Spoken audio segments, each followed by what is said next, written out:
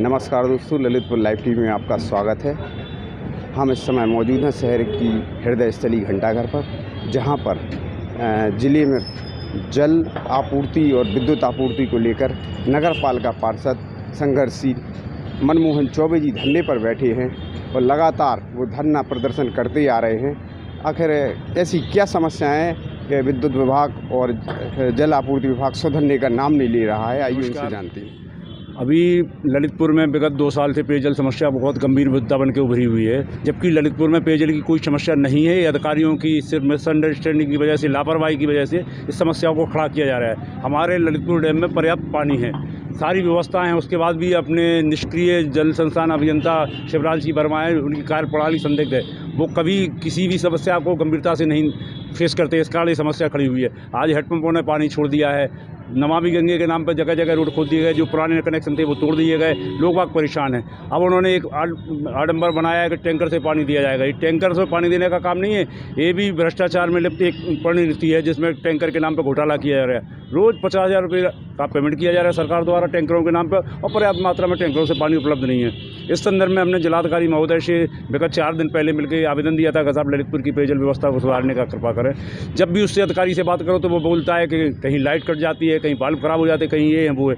अगर ये लाइट की व्यवस्था सुचारू रूप से नहीं है तो मैंने कलेक्टर साहब से को एक अपना सजेशन दिया था कि एक कमेटी बनाई जाए एसडीएम की निगरानी में, जिसमें विद्युत विभाग का जेई रहे, जल संसाधन का जेई रहे, जल निगम का जेई रहे, जिससे कि विद्युत कटौती ना हो और पर्याप्त मात्रा में बिजली मिल सके। दूसरी तरफ उसका रोना रहता है कभी कभार के मोटरें जल जाती हैं। अरे भाई, ऐसी कैसी मोटर है जो सिर्फ गर्मी में जलती है और बाकी किसी मौसम में नहीं जलती है? अगर मोटर जलती है तो जिलाधिकारी महोदय से मैंने निवेदन किया कि 2 मोटरों की एक्स्ट्रा व्यवस्था की जाए कि जो उसके जलने पर वो सुचारू रूप से काम करे। उसके बाद भी अगर कोई और ज़्यादा लाइट की समस्या तो जनरेटर की व्यवस्था की जाए। सोलर प्लांट जो प्रधानमंत्री नरेंद्र मोदी का सपना है कि हर घर में सौर ऊर्जा प्लांट होना चाहिए, वहाँ एक सौर ऊर्जा प्लांट लगा दिया जाए, जिससे विद्युत समस्या हल हो जाए। लेकिन हमें सब लग रहा है कि इन सब का कोई मतलब नहीं। सिर्फ और सिर्फ जो अधिकारी विभाग का दिशा से बनता है वो सिर्फ भ्रष्टाचार में लिप्त है। वो जानबूझ के पब्लिक को परेशान कर रहा है, सरकार की छवि खराब कर रहा है। हमारा जिलाधिकारी महोदय से निवेदन है कि इस निष्ठित अधिकारी को यहाँ से अंदर ट्रांसफर कराया जाए, उसकी जगह पर कोई योग्य अधिकारी भेजा जाए, जिससे जल समस्या का स्थायी निदान हो सके। नगर में टंकियां बनाई गई हैं, लाखों करोड़ों रुपए पानी की तरह बहा दिया गया है, नमामि गंगे के नाम से, कहीं किसी नाम से, केवल शोपीस बन के रह गई हैं क्या? जी, आप बिल्कुल सही कह रहे हैं पत्रकार महोदय।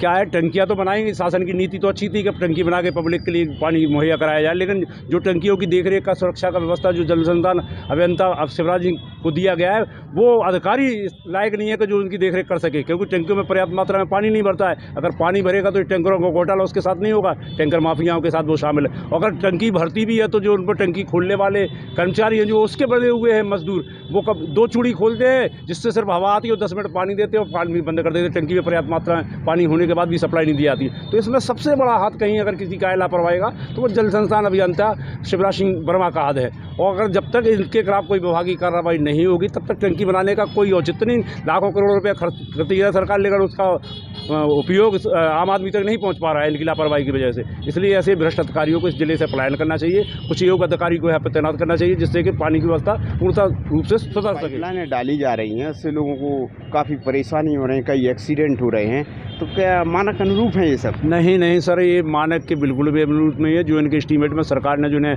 आदेशित किया है वो उसके खिलाफ अनुरूप तो ये कार्य नहीं कर रहे, क्योंकि इन्होंने जो हैमर से रोड को खोद के बर्बाद कर दिया गया है। हैमर से खोदने का राइट नहीं है इनके पास। एक कटर मशीन से उतना ही रोड काटेगी जितना इन्हें पाइपलाइन की चाहिए। और इसमें जो पाइपलाइन डालने के बाद जो दोनों पाइपों के बीच में ज्वाइंट किया जाता है जोड़ने के लिए पाइप को, उसमें फ्रूट ग्रीस का उपयोग करना चाहिए जो शासन से स्वीकृत है। जबकि ये साधारण ग्रीस लगाते हैं 100 रुपये लीटर वाला, जो कि उसमें पानी के साथ मिक्स होकर लोगों के शरीर में भी जाता है, जिससे कि नुकसानदायक होता है। तो ये बहुत सी अनियमितताएं हैं, लेकिन चूंकि इस बारे में जिले में कोई अधिकारी सुनने को तैयार नहीं है। कहाँ खोदना चाहिए, कितने मानक पर खोदना चाहिए, कहीं 1 मीटर खोद रहे, कहीं 1 फुट खोद रहे, कहीं 2 फुट खोद रहे, कहीं खोद ही नहीं रहे। शहर की तो ये व्यवस्था है कि पूरे 26 वार्डों में हमें लगता है कि 2-4 वार्ड भी कंप्लीट नहीं कर पाए, और पेपरों में इनके सारे वार्ड कंप्लीट हो चुके हैं। इनका कोई ठेकेदार है आगरा का ओपी गुप्ता, बहुत बड़ा ठेकेदार कहता है अपने आप को, कहता है कि हम लखनऊ में मंत्रियों के पास बैठते हैं, हमारा कोई कुछ नहीं कर सकता है। जल निगम के जो अधिशासी अभियंता मुकेश पाल सिंह जी, इनका इससे सीधा कॉन्टैक्ट है। वो ये भ्रष्टाचार में पूर्णतः लिप्त हैं। मुकेश पाल सिंह जल निगम अधिशासी अभियंता जो झांसी बैठते हैं, चूँकि इनके सानिध्य में ये पाइपलाइनें डाली जाएंगी। इनके जेई वगैरह ललितपुर में घूमते हैं, अश्विनी स्टैंड करके है कोई, ये सब ठेकेदारों से मिले हुए हैं, जो कंपनी के ठेकेदार यहाँ पे काम कर रहे हैं, पीटी कॉन्ट्रैक्टरों से मिले हुए हैं और पूर्णतः अनियमित है। आज पूरे शहर की हालत ये है कि आदमियों को निकलना मुश्किल हो गया है। एक कटिंग के बाद इनका तुरंत दुरुस्त करने का भी ठेका है, 10 इंची की लेयर डालेंगे सीसी की, उसके बाद उसको जैसा था वैसा ही दुरुस्त करेंगे, लेकिन ये कहीं नहीं कर रहे हैं। सिर्फ और सिर्फ घोटाले पे घोटाले कर रहे हैं। जो आदमी बिकने लायक है उसको खरीद रहे हो, जो बिकने लायक नहीं है उसके खिलाफ ये आंदोलित होकर कार्य कर रहे हैं प्रखर होकर। इसलिए हमारा जिलाधिकारी महोदय से निवेदन ये है कि इनकी उच्च स्तरीय जांच की जाए और ऐसे भ्रष्ट ठेकेदारों को ब्लैक लिस्ट करा के हमेशा के लिए पलायन कराया जाए इस जिले से, जिससे कि यहाँ की व्यवस्था सुधर सके और जो कटिंग है रोडों की वो सुधर सके। हमारे जनपद का, इस जनपद में 13-14 बांध होने के बाद भी बूंद बूंद पानी को नगर की जनता मोहताज है। कुछ समाजसेवी संगठन के लोग, कुछ गिने चुने, जो आए दिन प्रतिदिन पोस्टें डालते रहते हैं, जनहित का कार्य करते हैं।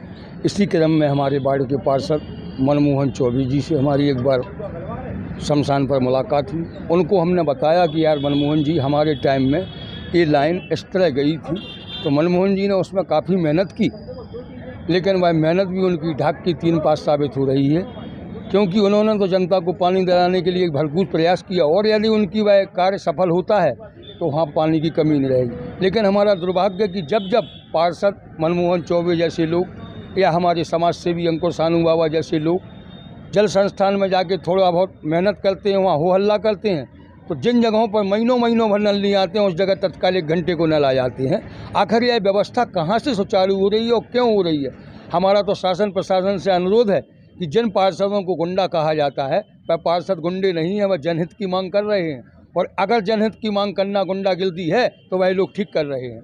हमारा फिर अनुरोध है जिला प्रशासन से, ऊपर आदरणीय श्रद्धेय मुख्यमंत्री महोदय से, कि अपने अधीनस्थ कर्मचारियों का कसाव करके जनहित का कार्य करें, सिर्फ दिखावा ना करें। भारत माता की जय। केवल सरकारी धन का दुरुपयोग हो रहा है ललितपुर में बड़े पैमाने पर। ललितपुर के नाव पे जो पिछड़ापन है, वो पिछड़ापन केवल अधिकारियों का दूर होता है। यहाँ पे जनता आज भी पिछड़ी बनी हुई है। ललितपुर में विगत 4 महीने पानी नहीं आते हैं गर्मियों में, और यह समस्या विगत 5 वर्षों से हल नहीं हो रही है। इस समस्या के नाम पर हर रोज़ कम से कम 50,000 रुपये के टैंकर चलाए जाते हैं, पानी की पूर्ति फिर भी नहीं हो पाती है। और मात्र 18 लाख रुपए की 2 मोटरों से जो समस्या हल हो सके, उसको हर साल 50 लाख रुपए खर्च करके हम समस्या बनाए हुए हैं। ये हमारा दुर्भाग्य है। अभी 3 महीने पहले हमने बड़े गाजे बाजे से ललितपुर के 51 वर्ष पूरे होने का जश्न मनाया, लेकिन जश्न किस बात का? आज़ादी के 78 साल बाद भी आज अगर हमें पानी और बिजली जैसी मूलभूत समस्याओं के लिए घंटा घर पर आंदोलन करना पड़े, तो इससे बड़ी शर्म की बात हमारे लिए और कुछ नहीं हो सकती है। अच्छा, जो नालियाँ खोदी गई हैं, पाइपलाइन डली हैं, वही बगल से नालियाँ खोद दी गई हैं, वहाँ लोग गिर रहे हैं, आदमी गिर रहे हैं। इसके लिए चूँकि प्रशासन ध्यान दे और उसको ये सोचना चाहिए कि चूँकि जब व्यवस्थाएं बनती हैं तो ठेकेदार इसकी निर्वहन नहीं करता है। ठेकेदार से बाकायदा इसके लिए एक मार्जिन मनी जमा होती है। आज तक ऐसा कोई कार्रवाई नहीं हुई कि जिससे ठेकेदारों में यह भय हो कि हमें यह काम सुचारू रूप से सही करना है। जिस दिन यह कार्रवाई होने लगेगी, यह समस्या हमें देखने को नहीं मिलेंगी।